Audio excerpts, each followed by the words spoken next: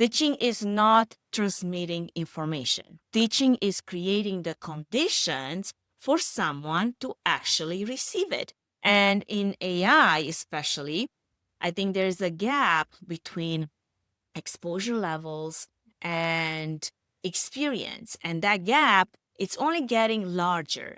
And it's important to mention it because the most sophisticated thing you can do in this space right now is not show people the most advanced thing that you know.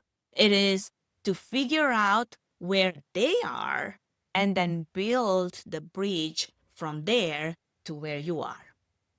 So I'm curious, when you think about your experience with AI, or maybe in general with technology and other things, where in your work are you moving at your speed and assuming that everyone else around you can keep up?